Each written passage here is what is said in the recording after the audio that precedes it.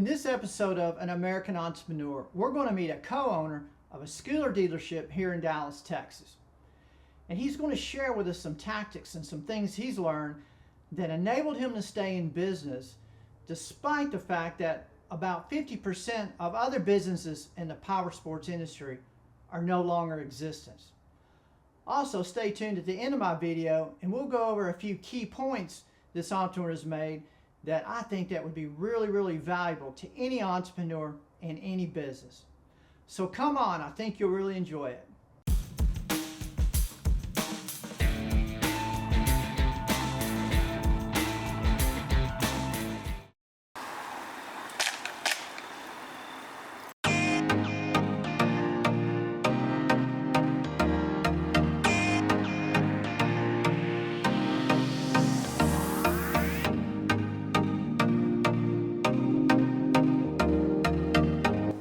Good morning, Neal. How's it going? Hey, welcome. Welcome to Blitz Scooters, the best scooter shop in Texas, sir. I thought it was the best scooter shop in the country. Actually, we're coming up that fast. We are. Soon to be world domination is in the cards. That's what I want to hear. All right, so introduce yourself and your business. All right, Curtis. My name's Neal Wagner. I'm one of the owners and the manager and lead technician of Blitz Motor Scooters in Deep Ellum. We're a Texas motor scooter dealership. Okay. So we started in 2009. Now, well, your brother's one that originally started it, right? Yes, that's correct. Josh Wagner and Tony Diaz met each other in 2009, and the business was more or less formulated on a bar napkin. They had some ideas, and this was fresh after the recession. So at that time, electric scooters and trying to defeat the high gas prices were actually really big ideas. And so originally we had set out to sell electric scooters and bicycles. Okay. Yeah, that didn't do so well though, for a lot of reasons.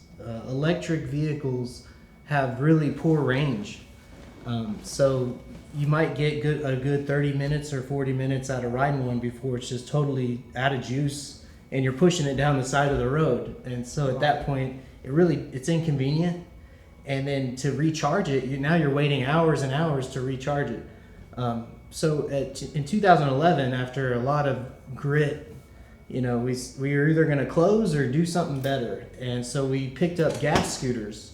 At that time, we started selling pretty low-end Chinese gas scooters, and we eventually turned away from all Chinese scooters. But the reason why the gas scooters are better is because versus a 4-hour recharge time, you can actually just fill up with gas in 30 seconds. You can fill up your tank for $3 in gas and just hit the road, and you can drive an hour and then just refill for $3 again and keep going and going.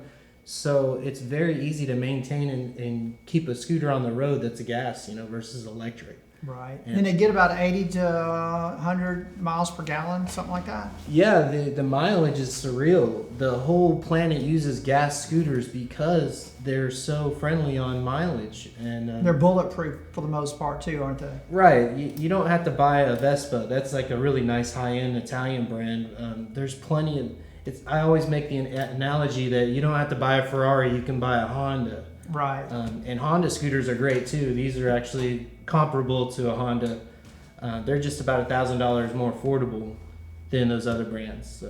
So but when your brother and his partner started this business, they didn't have a lease yet, am I correct? He bought some inventory and he stored it in his apartment, something like that? Yeah. Tell us about that. So Josh and Tony, they didn't know anything about this whole industry, and so their first order of a bunch of electric motorcycles from China, they didn't have anywhere to store them, so they put them in his apartment, and it was like 10 scooters in a little tiny apartment, and then they finally signed the lease and got a little storefront, and they had big dreams, but not a lot of knowledge about how to really make this all work. And so the story of Blitz Motor Scooters has been a continuous evolution over the last 10 years, and it's really a story of dumb luck that a few guys ended up inheriting the entire county of Dallas as a motor scooter dealership.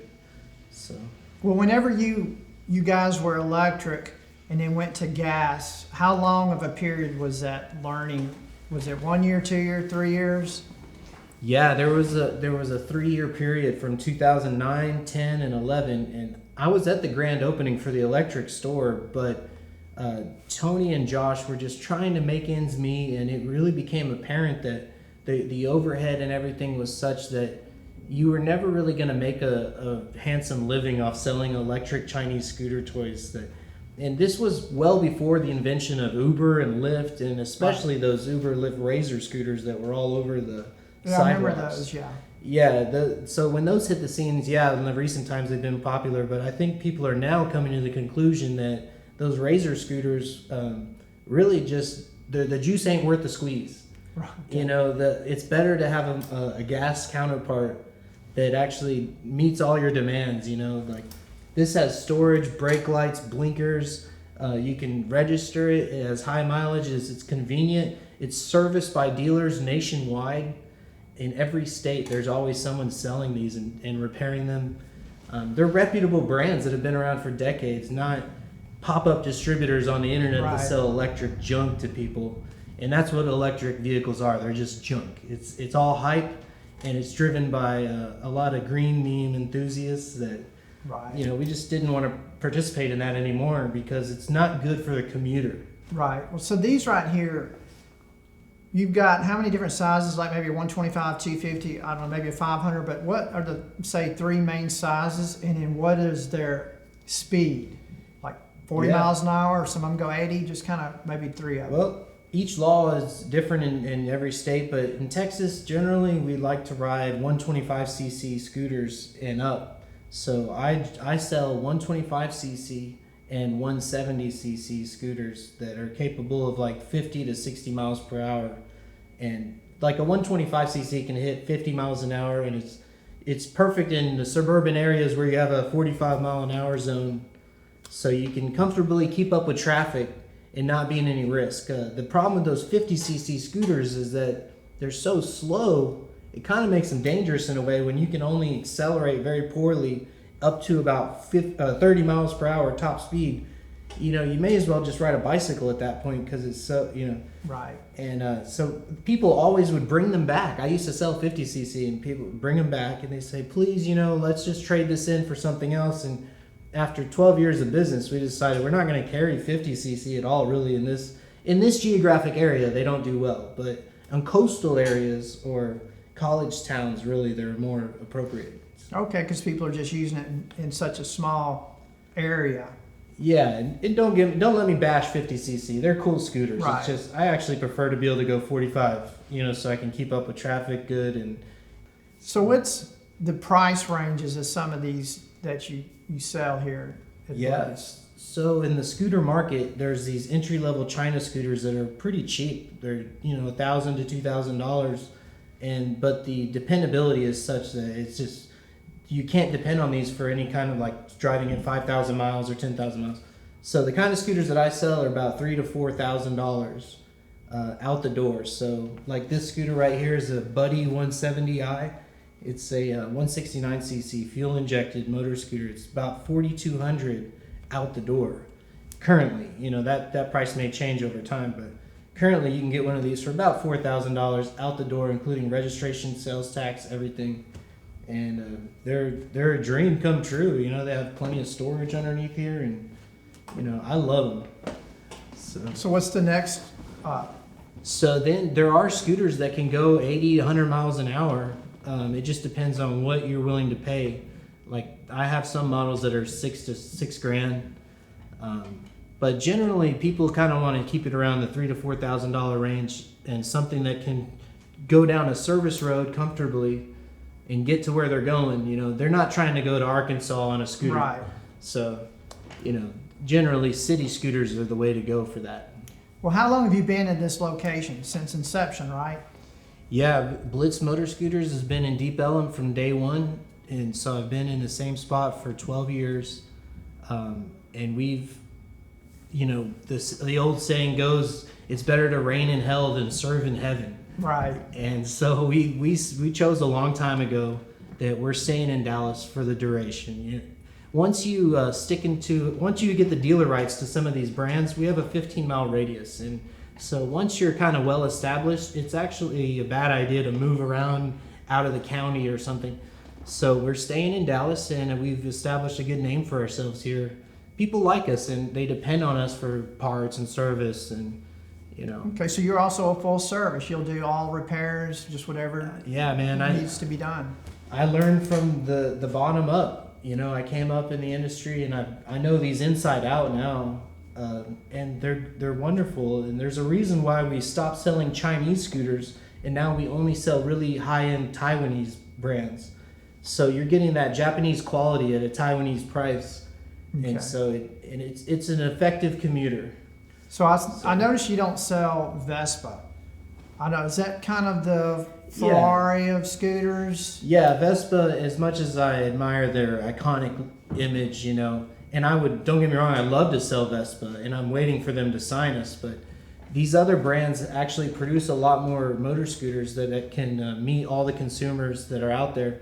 Vespa is having a hard time currently pacing supply with demand. There's a great demand right now for motor scooters, and I don't mean to talk bad about Vespa, but they can't keep up right now with what their dealers need. What's their price So- range? I'm just curious compared to this one. Yeah, You so said this is Vespa, like 3 to 4 yeah, thousand you're- range. What's a Vespa, a comparable Vespa? Just to kind of give it some perspective. Sure, Vespa is like $7,000 to $10,000. Yeah, out the door. A Primavera is probably around 8,000. How many cc is that, horsepower? 150 cc with 15, 20 horsepower. There are Yeah. beautiful machines though.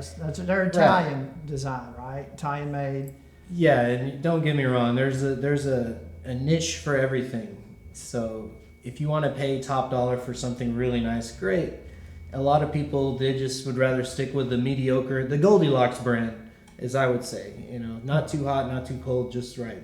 So. Well, so do you guys do rentals, or or if you don't, have you ever done rentals or considered renting scooters? Because this is such a cool area where people would probably walk up and go, "Hey, I'd like to rent a scooter for an hour or 2 hours."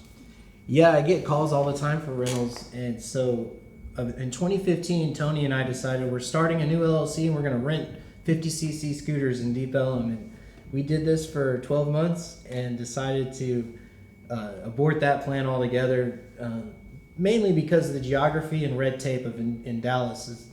People were crashing them a lot, and they didn't want to pay the rate that we were asking, which was just a rate that was going to help us break even. So the rentals really doesn't work in Dallas. I guess the thing about rental too, you might think that maybe you'll let someone try it out. Hopefully they'll buy a scooter from you, but if you're losing money on it, then obviously you just have to stop doing it. Yes, people, we are being a scooter dealer. We're responsible for new entry riders coming into the power sports industry. So I've been through a lot of conventions and training, and we're responsible, to try and help people get into this industry. They might end up buying a Harley someday.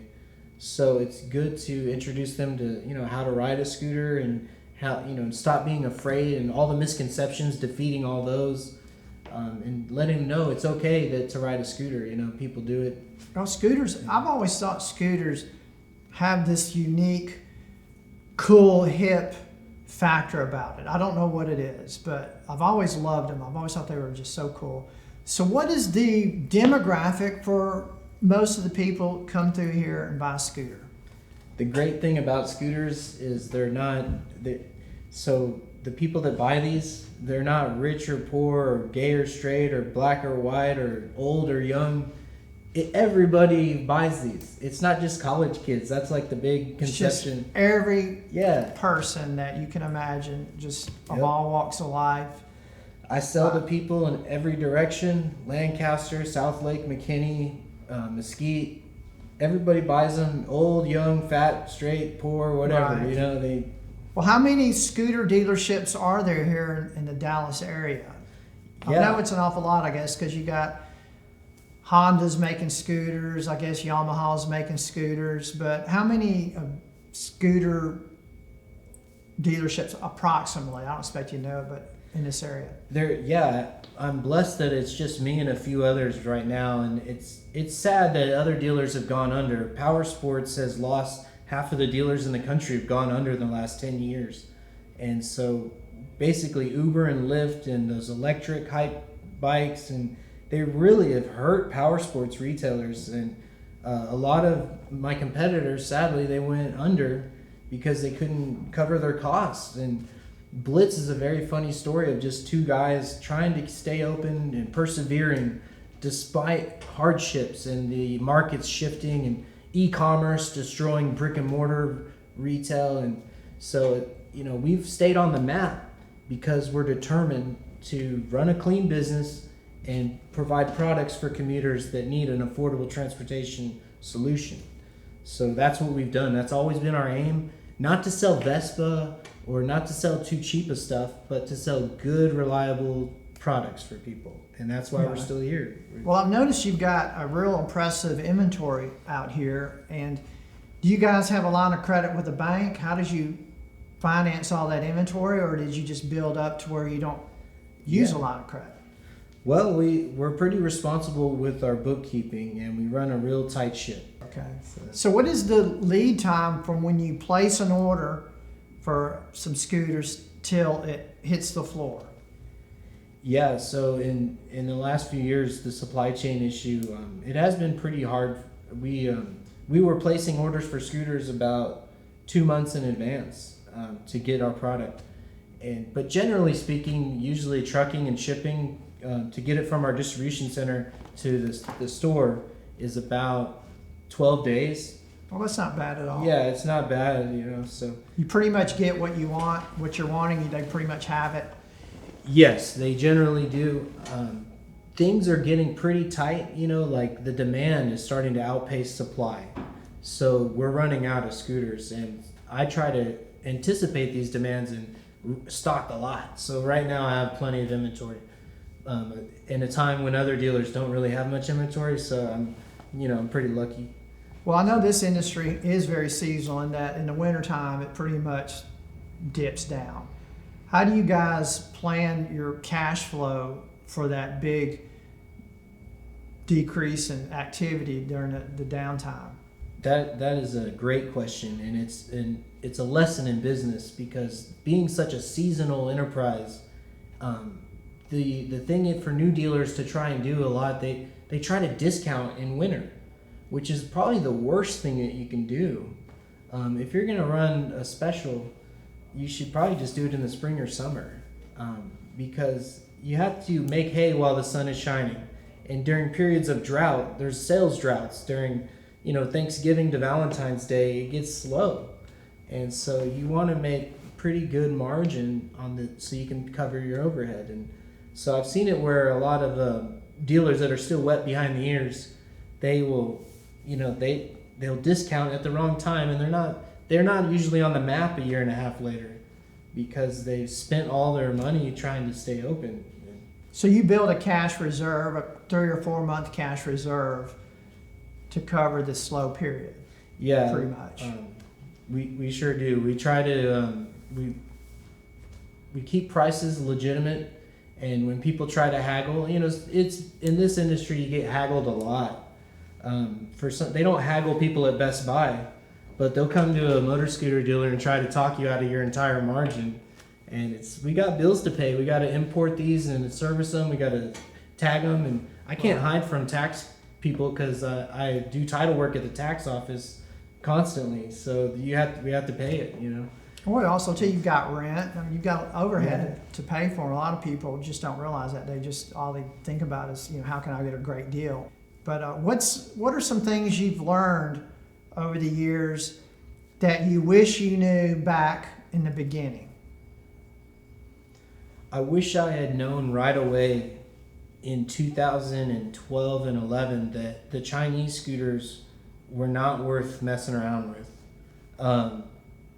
I played that game for 3 or 4 years trying to keep those scooters on the road, and it was just like sweeping sand off the beach. Always the tide will come in and something else breaks and the muffler falls off. And is it warranty?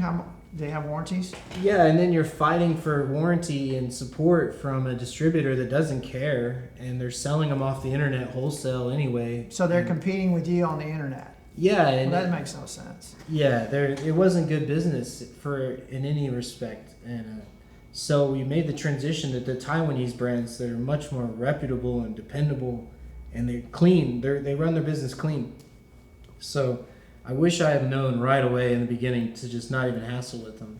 Well, overall, besides the seasonality of the sales dipping in the wintertime, overall, what are some of the biggest challenges of this industry, and how do you overcome those challenges? Yeah, so they're defeating a lot of misconceptions about scooters. Americans, not to generalize anyone, but they'll try to, scooters have a stigma attached to them, like, oh, they're, that guy's a little light in the loafers, or they try to think scooters are dangerous, or that you need special training and licensing to ride them. And these are all pretty bogus claims, really, because I ride a scooter not only for fun, but to save money. I don't care what I look like. I'm at the pump paying $3. I get 1 week of gas is $3 for me. And so, and the thing is, this is not a Hayabusa or some type of ninja crotch rocket. It's very easy to manage this bike and ride Fully it. automatic. Yeah, you don't have to, it's just twist and go. So defeating a lot of misconceptions and to try and reassure people that they're okay, it's safe to ride. I've never been killed once. Right. That's what I tell people. Does the scooter industry have any kind of campaigns to try to counter that in their marketing and advertising? Yeah, each state is different. In a lot of the states, you don't even need a license plate, so they do really well on certain models there. But the distributors do a good job of introducing these models into pop culture. You'll see them on commercials and in movies. So a lot of times you're not looking at a Vespa. You're looking at a nice Taiwanese brand that's reliable and affordable.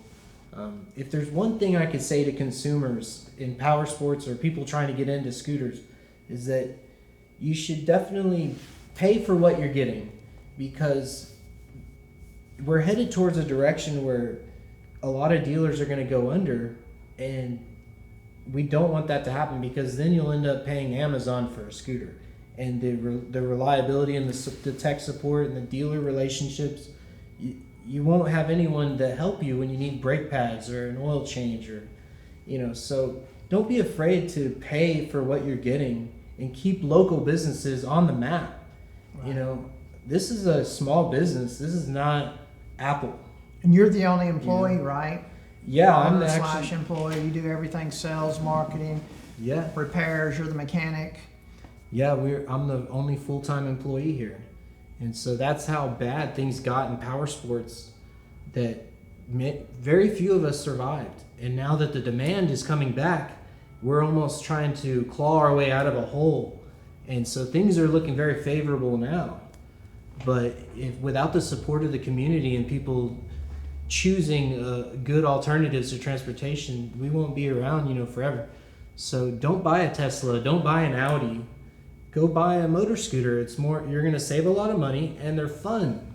Right. The only bad thing about any kind of motor scooter, motorcycle, of course, is in the winter. Oh yeah, you can't drive in the rain or a lot of slush on the streets, whatever. What are one or two of the most common questions people will ask when they walk in that door and look at a scooter? Well, generally they walk in and say, "What's your cheapest scooter?" Are you serious? Oh yeah, man. And they're about $3,000 Is that kind of what their expectation is, or is that a little more than they expect? Well, they always try and shake you down from whatever price it is and get the lowest price. So as far as this location, I can't help but think, because we're in Deep Ellum, it's such a cool, hip area. There's so much activity here, walking, and to me, scooters lends itself to this area. But do you think being in this location has really, really helped you guys survive this long?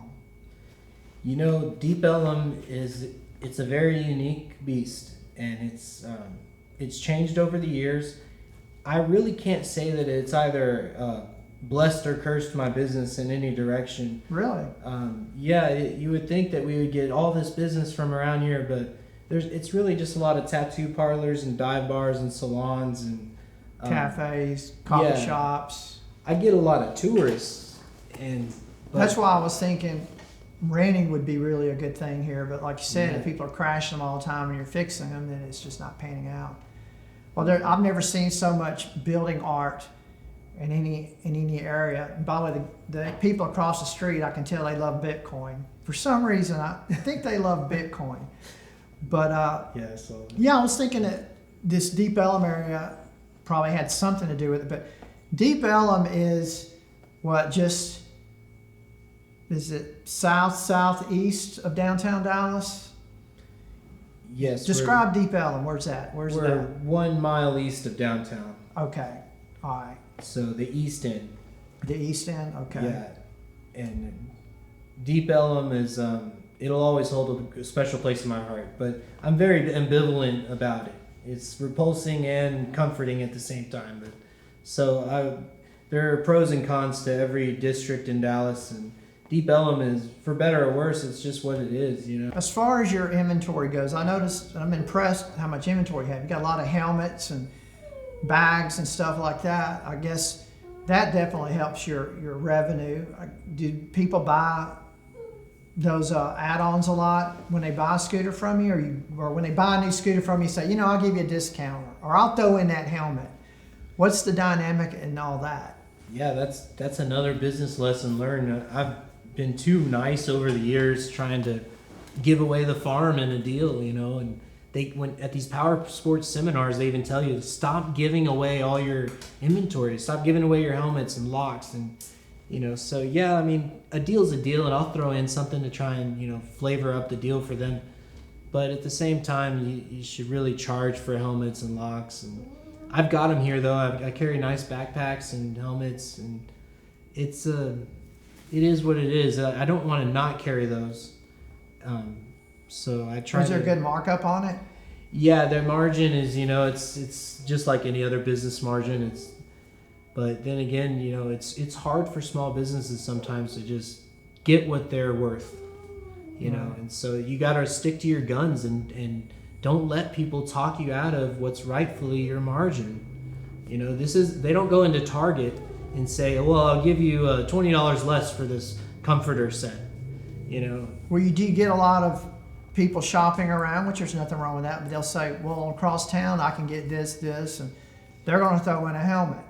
Yeah, there's a lot of deceptive buyers that will do that. They'll try and pit dealers against each other, calling up, every dealer in town trying to get the best deal. I let them walk. Let them walk. Well, that's why you're still in business. Right. If you want to save $100 that bad that you want to drive all the way to Colleyville, go ahead. Right. I know the people in Colleyville, and they're good people. They'll take care of you. Don't worry about it. So it is what it is. So what are the one or two top scooters that you sell? Yeah, so in my analyzations, I figured out that the Buddy 170 and the Cabo 200 are the top sellers in the last 24 months. So I think I've sold a couple dozen of these. In a certain color as well? Yeah, there are certain colors that are just always sold out. Which ones are those, the colors? This is a pretty good color to bet on. This two-tone here? Yeah. The two-tone is really cool looking. I like it. Yeah, so, and there's a red one and a blue Cabo 200 that's very particularly sought after. And so I know ahead of time, hey, get those green ones in because they're for sure going to sell. So as far as like your hours go, are you open 7 days a week, 6 days a week, or what kind of hours are you keeping, and what hours have you found to be the most advantageous and what are not? Okay, so being in small business, you can kind of just shut the door whenever you want, but at your own peril. But I try to stay open at least 40 to 50 hours a week during the in season. In the wintertime, I'll cut back the hours and I won't come in on Sunday and Monday. But You're open every Saturday for sure, I guess, right? Is Yeah. that probably your biggest sales day, Saturdays? Yeah, it's funny that I used to do data on that, and Saturday used to be the biggest day of selling scooters, and now I just sit here all day on Saturdays a lot. So what's the new best day? Funny enough, people are buying them a lot during the week. They'll come in during the week and do it. In the evenings? What time do you close in the evenings? Around 5. Okay, so they're buying around 1 or 2 or noon or morning Yeah. or whatever? If I knew the hours, if I knew that people would buy them at night, I would be open.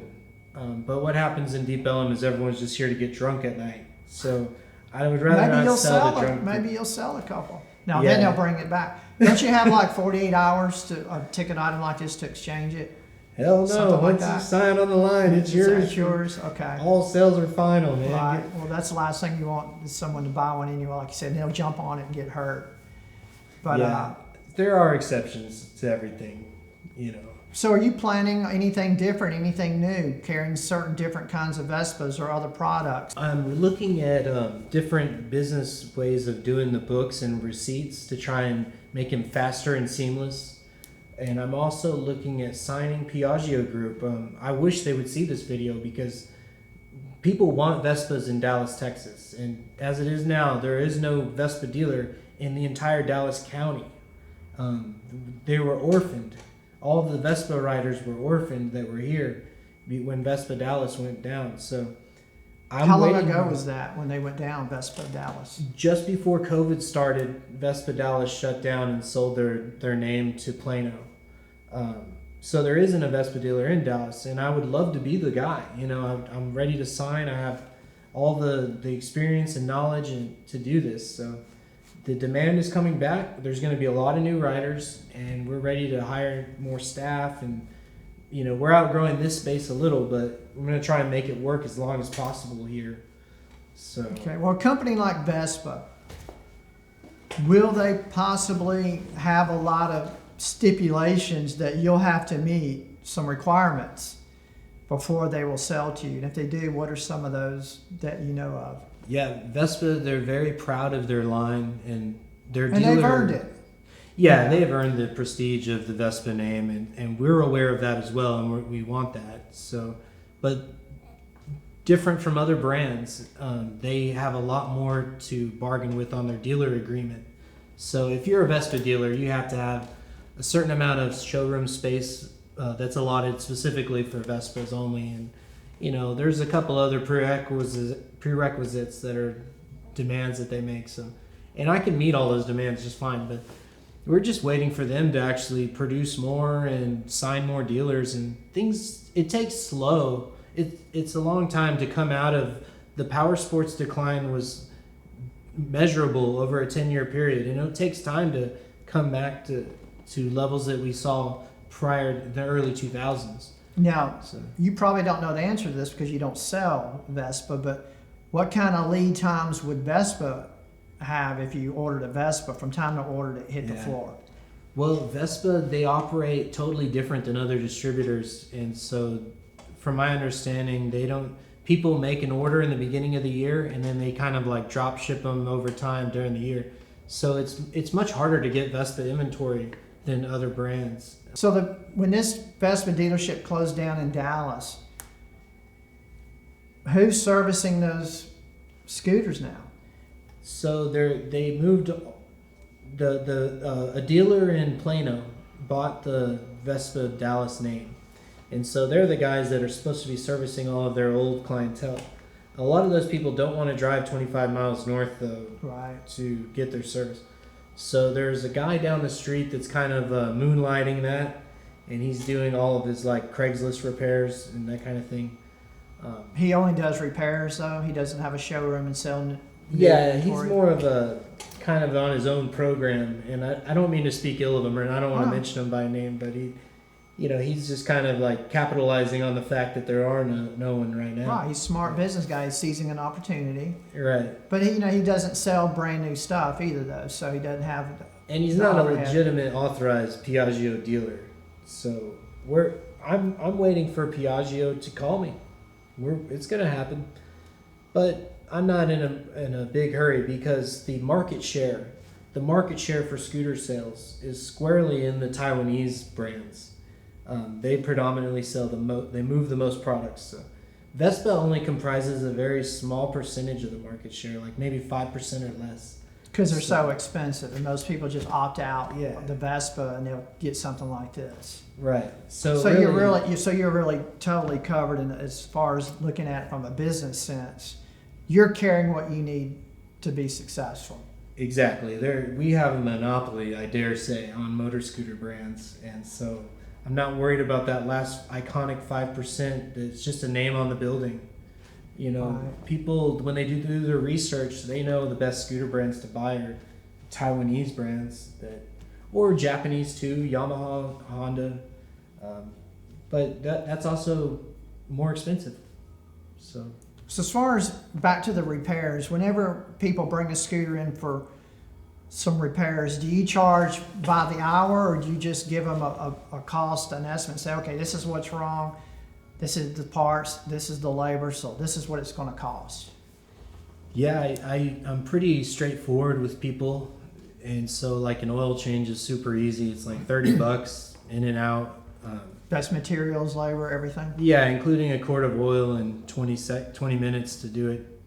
But when it comes to hardcore restorations, you know, batteries, carburetor, that kind of stuff, or change out a tire or a belt, I just tell them, hey, it's going to be $150 to get a new tire installed, including the tire. And the air. And the air, Okay. right? Yeah. Air should be free. Right. But Okay, so it's pretty much all set. It's nothing not like a car where you could dive into it and find other stuff. It's pretty much straightforward. yes, sometimes I'll give them a preliminary estimate, like a little Excel spreadsheet that just says, hey, this is kind of where you're probably going to shake out, but you might end up paying, a couple $100 more. Those are probably for people that's had theirs for a number of years sitting in the garage. It's just been sitting there for 5, 6, 7, 10 years. They bring it in and you just have to go, okay, this is what I need to do, get it Yeah. street worthy again. Well, usually I'll tell them, man, this it's totaled, and how much do you have the title? I'll give you $500 for that title. I'm just kidding. Okay, yeah, I was like, we're con artists here. We're absolutely the most honest scooter dealer ever, and we would never take advantage of people's. Well, that's good. Well, you guys have been around a long time, and to be around a long time, you've got to have a good reputation. That speaks for itself. A lot of people don't realize that any company that has a bad reputation, they may make a lot of money in the short term, but they don't last long. So, Right. you guys have been around a while. So as far as the space or this location, you said that, you don't know if you're going to stay here. You're kind of outgrowing the space. I guess you're just wanting more square footage for more inventory? Yeah, we're running our dealership out of what would be called a boutique. Really, it's a very small, tight space, and I'm very organized and I'm making it work right now. But it's in the cards that we're going to sell more bikes and probably maybe move a mile from here.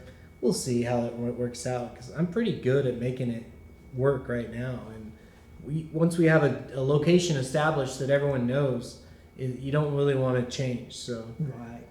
if I can, I might even take over a space next to me. Okay, And that'd be so- interesting. That's a nice sizable space. Yeah. So as far as scooter, or at least this area here, are there any kind of scooter clubs, or is there a place where people gather, let's say first Sunday of every month for, coffee and bagels? Do you do anything like that here? There's a couple scooter clubs in Deep Ellum. The Slow Riders, I think they're called. They have a turtle logo. Those guys are cool. A turtle logo, I like that. Yeah, and then there's an annual meetup called Rockers versus Mods. And these rascals, they all get together. Some of them are the more greaser types that drive cafe racers, and then the posh guys ride the scooters. I don't know all the perfect terminology. It's all based on some movie from like 50 years ago or something. But they meet up once a year, and it's just a good time. People showing their bikes off, and there's like a trophy for the coolest scooter, and so we do that event every year. So tell us a little bit about your marketing, advertising efforts. What are your strategy? What do you do? Yeah, being that the demographic is so vague for scooters, that marketing, we've found that it's a miss. Like, it's just a waste of money. I've done newspapers, online advertising. I've done Earth Day events, raffles at bars, all kinds of things I've done to try and, get a return on investment, right? But every dollar I've ever spent for marketing was a dollar wasted. And so really what happens is people that need scooters, they research and find them and they seek you out, which is a blessing. But, I know that's contrary to what you would hear mostly in business, is that you're supposed to market, but I don't see where it's been advantageous for me. So what else would you like to share? What if someone was going to start a scooter business, maybe what advice would you give them? Well, I would say don't waste a lot of money on pie in the sky ideas. Try and find out the best brands to go after and find an open market. A business like mine, I'm not sure if it would succeed in a place like Amarillo, where the population density is too small still to supply a healthy dealership with enough sales to stay open. So pretty much a larger city is what you would recommend. Yeah, and we're very lucky that we're the last remaining scooter dealer in Dallas County, because it's very sad that another dealer went under. I never wished them ill, right? At all. Of course not. But it was difficult to stay open during e-commerce and during Uber and Lyft's junk, and so. But now we've survived, and we're gonna persevere. We're gonna, especially when oil prices go through the roof coming in 2022. My prediction. I don't know if that's gonna come. It's steadily going up, so yeah. I don't see any end in sight either. I know that as far as like if you're going to open a pizza store, they say one of the best places is near a university, college or university. I would think a scooter business is the same thing. Or I know it's still, the demographic is everyone, every age, every ethnic, every interest, every lifestyle. But I would think a university would probably be a nice place to start from zero. At least you'd have that customer base. One of the best I'm the best scooter dealer in Texas, but the second best scooter dealer is probably Scoots in College Station. So down by A&M, there's a dealer just like me that has great scooters, and they're good people, man. They even do rentals there because of the college population. So. Well, anything else you'd like to share on this video? I appreciate so much you taking time out of your schedule to come out. I would say go to a local dealer and buy a scooter. Support local dealers and get on two wheels. Have fun in life. You only live once. Go ride a scooter. And wear a helmet. Yeah, wear a helmet and wave and ride friendly the Texas way. All right, well, I appreciate you coming on. Thanks a lot, All right, Neal. thank you, Curtis. All right. You're good, man. 3 very good points Neal made. The first one, don't get talked out of your margins. So oftentimes people get so caught up in trying to get a sale in hopes of getting repeat business that they end up just not making any money. Those are the businesses that don't survive. The second point was when Neal mentioned that don't be afraid to make a change. He saw that they weren't making any money and they weren't going to go anywhere by selling these cheap electric scooters, so they switched over to the gas scooters. And lastly, I love the way Neal knew which color scooters sells the most. Make no mistake about it, successful entrepreneurs know their numbers. Check out my video called Successful Entrepreneurs Know Their Numbers. They know their numbers to the nth degree. Not just which products sell, but they even know which color. I'm Curtis Mulberg. I hope you enjoyed this video. I hope it added value. Thanks for watching, and see you next time.